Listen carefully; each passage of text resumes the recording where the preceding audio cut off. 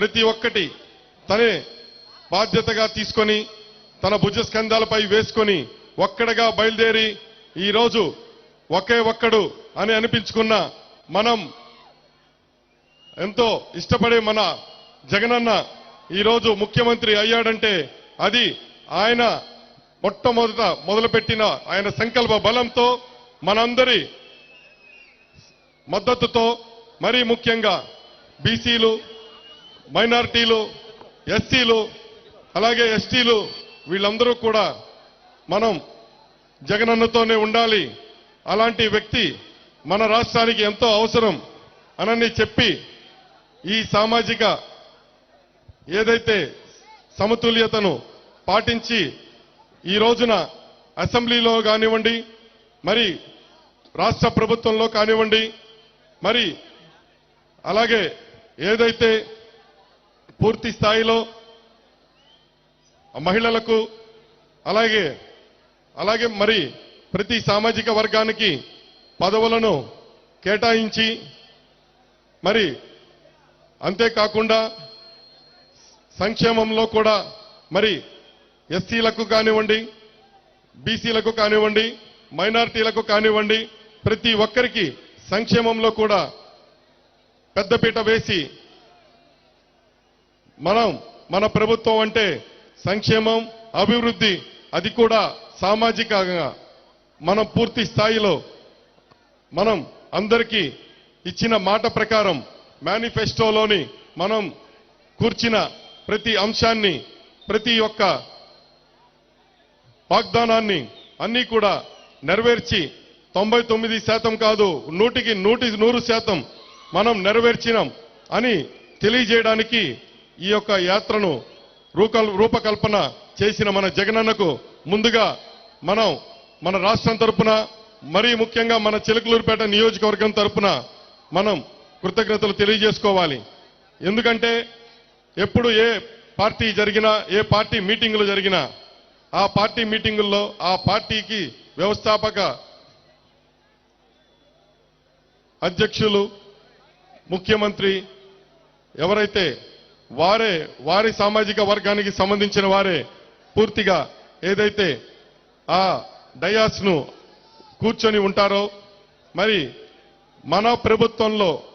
ఏ dais చూసినా, ఎటువంటి కార్యక్రమాన్ని చూసినా ముందుగా మన జగనన్నకు వచ్చే ఒకే ఒక్క మాట, అందరూ నా వాళ్లే, కులం చూడం, మతం చూడం, ప్రతి ఒక్కరి అభివృద్ధే మా తండ్రి బాట కన్నా ఎక్కువగా అతిపెద్ద బాటను తయారు చేసి మా తండ్రికి తగ్గ తనయుడు నన్ను అనిపించుకోవాలని ఎంతో తన ప్రాణాలైనా సరే ప్రజల కోసం అర్పించే మన జగనన్న కోసం మనం అందరం కూడా ఈ రోజున ఈ సామాజిక సాధికార యాత్రను మనం చేసుకుంటా ఉన్నాం. ఈ రోజున చిలకలూరిపేట నియోజకవర్గానికి జగనన్న గారికి మరి ఆత్మ అనంటే ఏమాత్రం అతిశయోక్తి కాదు. మరి విజయసాయిరెడ్డి అన్నగారు ఈరోజు మన చిలకలూరుపేట నియోజకవర్గానికి విచ్చేసి మనం ఈ యాత్రను సఫలీకృతంగా చేసుకునేదానికి మరి ఆయన వంతు ఆయన ఇక్కడ చేయవలసిన కార్యక్రమాలు, రేపు మన పార్టీ ఇక్కడ గెలవడానికి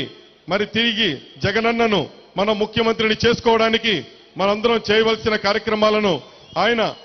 మనందరికీ దిశానిర్దేశాన్ని చేస్తూ మనందరినీ ఇక్కడ ఇంత కన్నుల పండుగగా రేపు ఎన్నికలకు పోబో ముందు ఇంత ఒక భారీ బహిరంగ సభను ఏర్పాటు చేసుకునేదానికి ఈరోజు ఇక్కడికి విచ్చేసి మనకి అవకాశాన్ని ఇచ్చినందుకు ముందుగా వారికి కృతజ్ఞతలు తెలియజేసుకుంటూ, అలాగే ఇక్కడ మన నియోజకవర్గానికే కొత్తగా పరిచయం చేయాల్సిన అవసరం లేదు.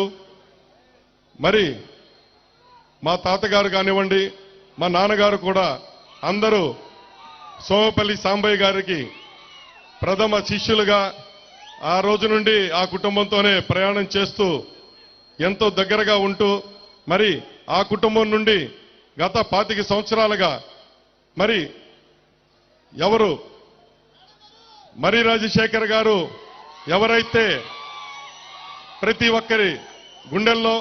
ప్రతి ఒక్కరి ఇదిలో సోంపల్లి సాంబయ్య గారి ముద్రని చెరగనివ్వకుండా పట్టుకొని వస్తున్న మన మర్రి రాజశేఖర్ గారు ఈరోజు ముఖ్యంగా ముందుగానే చెబుతా ఉన్నాను, బీసీలు, ఎస్సీలు, ఎస్టీలు, మైనారిటీలు మాత్రమే సభపై కూర్చోవాలన్న మన పార్టీ సంకల్పాన్ని పాటిస్తూ మర్రి రాజశేఖర్ గారు కింద కూర్చొని ఉన్నారు తప్ప ఇంకొక ఉద్దేశం కాదు. మనం అందరం కూడా వారి అభిమానులమే. మరి అలాగే ఇంకొకటి, ఇక్కడికి విచ్చేసిన మన పిండెల్లి వెంకటరామరెడ్డి అన్న, మన రాష్ట్ర విభజన అధ్యక్షులు, మరి అలాగే కాబోయే ఎంతో పెద్ద పదవులను అధిరోహించాలని మనం కోరుకుంటూ, మరి అలాగే ఇక్కడ ఈ రోజున వేదికను అలంకరించిన ఎమ్మెల్సీలు బల్లి కళ్యాణ్ చక్రవర్తి గారు, నా సోదర సమానులు, అలాగే ఆరోగ్య శాఖ మార్చులు, ప్రత్యేకంగా చెప్పుకోనవసరం లేదు, మేమంతా ఒకే కుటుంబం. మా కుటుంబంలో 2019లో మేమందరం కలిసి ఈరోజు ఇక్కడ నుంచుని ఉన్నామంటే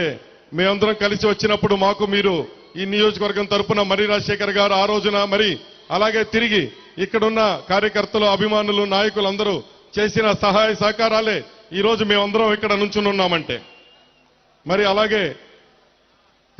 ముస్తఫా అన్నగారు మన గుంటూరు తూర్పు నియోజకవర్గం, మరి అలాగే తర్వాత మన ఎమ్మెల్సీ యేసురత్నం అన్నగారికి, మరి అలాగే ఎమ్మెల్సీ రవికుమార్ అన్నగారికి, మరి అలానే నాగార్జున యాదవ్ అన్నగారికి, మరి మన చైర్మన్ రఫాని అన్నగారు కూడా, వారిని మనం ఈరోజు మైనారిటీల తరఫున మనం చైర్మన్ ని చేసుకున్నామంటే అది కేవలం జగనన్న గారు ఇచ్చిన అవకాశం. మరి అలాగే రాష్ట్ర కార్పొరేషన్ చైర్మన్ భవానీ గారికి, మరి అలాగే రాష్ట్ర మైనారిటీ కార్పొరేషన్ రీజనల్ కోఆర్డినేటర్ 3 జిల్లాలకి సంబంధించి షేక్ హుస్సేన్ గారు రీజనల్ కోఆర్డినేటర్, మరి వీరందరూ, వారితో పాటు వేదికపై ఆసీనులైన మా నాన్నగారి స్నేహితులు, మా నాన్నగారి చిన్ననాటి స్నేహితులైన వారందరూ కూడా, మరి సీనియర్ నాయకులు అందరూ, ప్రతి ఒక్కరికి పేరు పేరున, ఎందుకంటే దాదాపు 15 మంది ఉన్నారు నాన్నగారి స్నేహితులు ఇక్కడ, అందరి పేర్లు చెప్తా ఉంటే సభ్య మొత్తం వృధా చేసిన వాడిని అవుతాను. అందుకని ప్రతి ఒక్కరికి పేరు పేరున నా నమస్కారాలు తెలియజేసుకుంటా ఉన్నాను.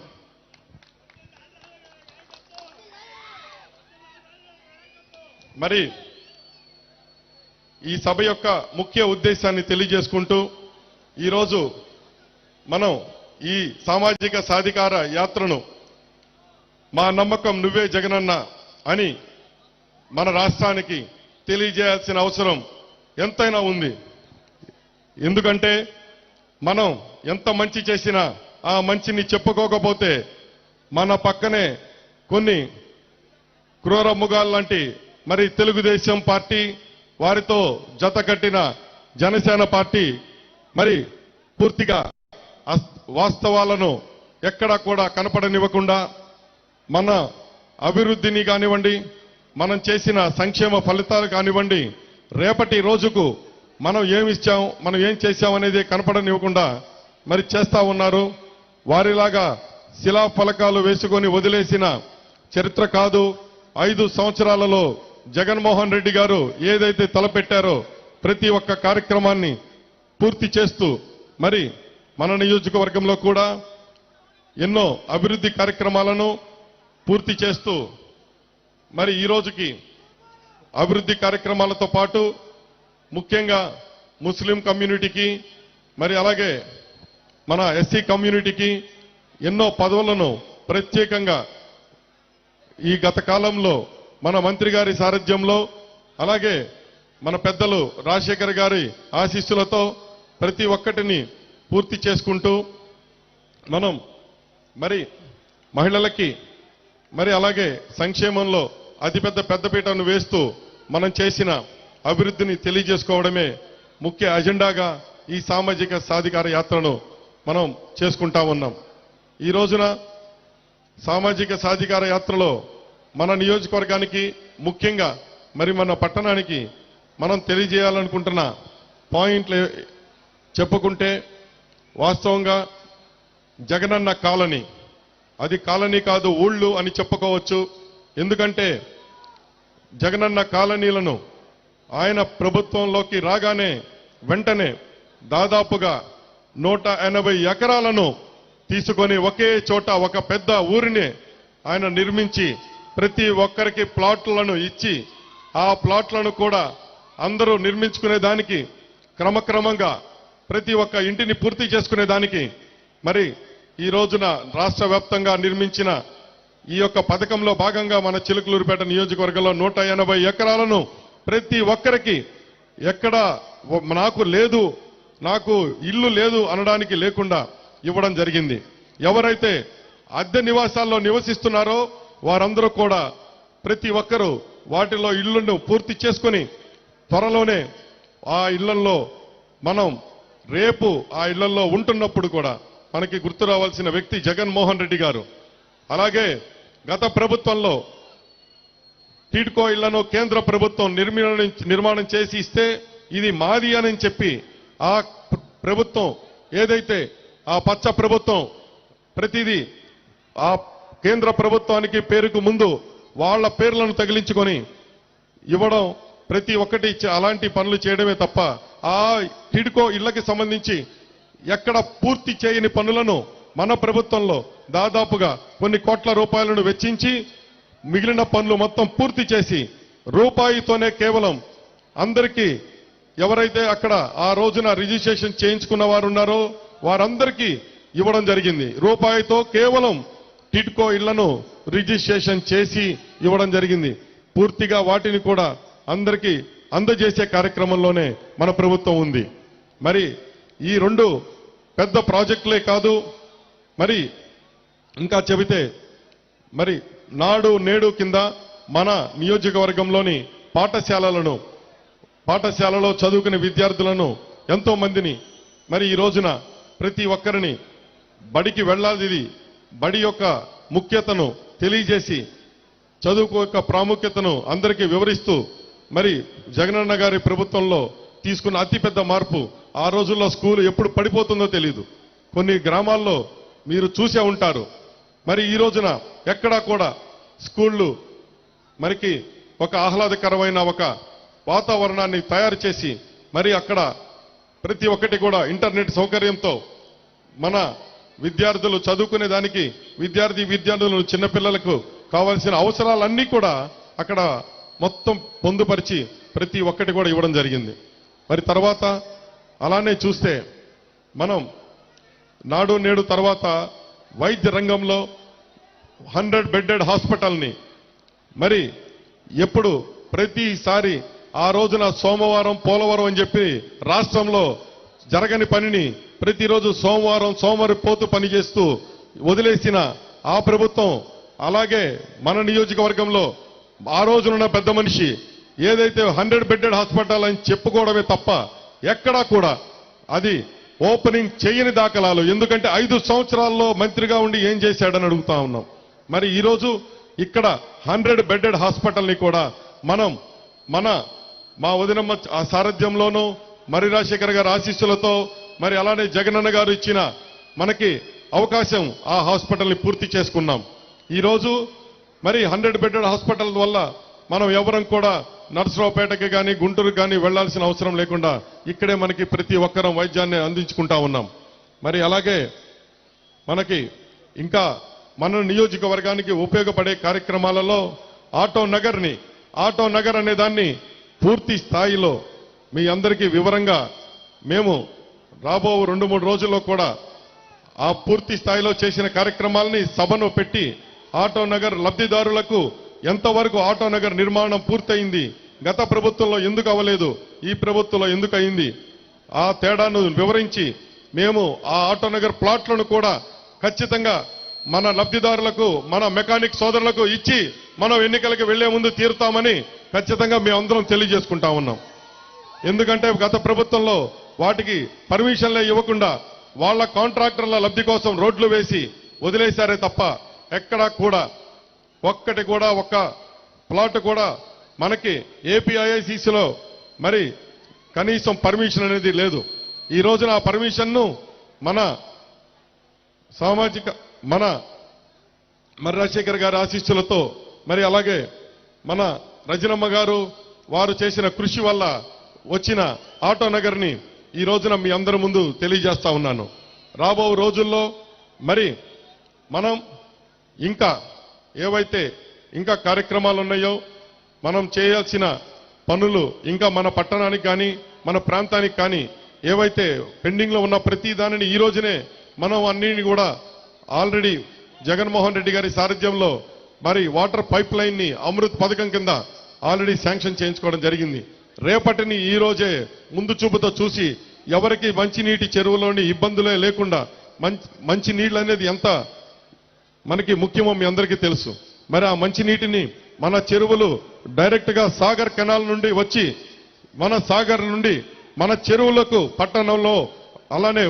మనకున్న మండలాలు మరి రూరల్ ప్రాంతంలో కూడా చెరువులను నింపుకునేదానికి పైప్ లైన్ ప్రాజెక్టును మరి శాంక్షన్ చేయించుకున్నామంటే అది కేవలం జగన్మోహన్ రెడ్డి గారు ఇచ్చిన ఏకైక అతిపెద్ద ప్రాజెక్టు మన చిలకలూరుపేటకి 70 కోట్ల పైచిలుకు ప్రాజెక్ట్ అని తెలియజేస్తా ఉన్నాను. మరి ఇన్ని కార్యక్రమాలు చేస్తా ఉంటే ఎక్కడా కూడా ప్రతిపక్షానికి కనీసం మనం చేసిన కార్యక్రమాలు ఏవి కనపడవు. వారికి కావలసిందల్లా మనం ఎప్పుడు వారిని ఏ చిన్నది దొరుకుతుంది మనం వాటిని వేలెత్తి చూపించాలి అదే పని తప్ప వారు ప్రభుత్వంలో ఉన్నప్పుడు పెన్షన్ కావాలి అంటే జన్మభూమి కమిటీల దగ్గరకు వెళ్లి